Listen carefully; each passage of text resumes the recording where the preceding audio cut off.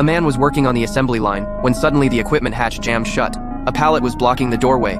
The manager, fearing delays, threatened Max to get in and move it, or else get lost. Max had no choice but to grit his teeth and enter. But the instant he shifted the pallet, the hatch slammed shut.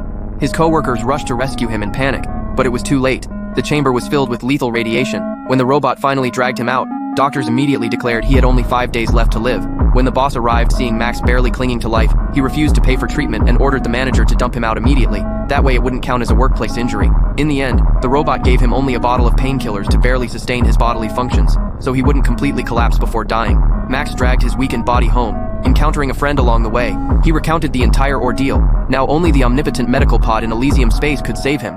By the late 21st century, Earth lay ravaged by disease and pollution, unrecognizable, population exploded, resources depleted. Wealthy conglomerates constructed Elysium space above Earth's atmosphere, a paradise with heavenly scenery and a perfect climate. Its medical technology was nothing short of miraculous. No matter how severe the injury or terminal the illness, a brief stay could cure it all.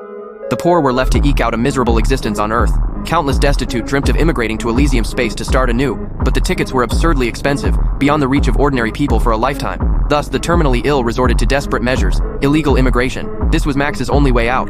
After hearing his plan, his friend only shook his head, because even combining their savings, they couldn't afford the edge of a single ticket. Max had no choice but to approach the local crime boss, hoping to buy a ticket on credit. The boss burst out laughing upon hearing his request, calling it a pipe dream. But when he learned Max had little time left, his attitude shifted abruptly.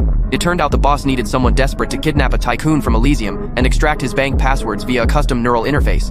The risk was immense, and Max hesitated. The boss then revealed a set of power armor. Once connected to the nervous system, it could make an ordinary man as formidable as a robot.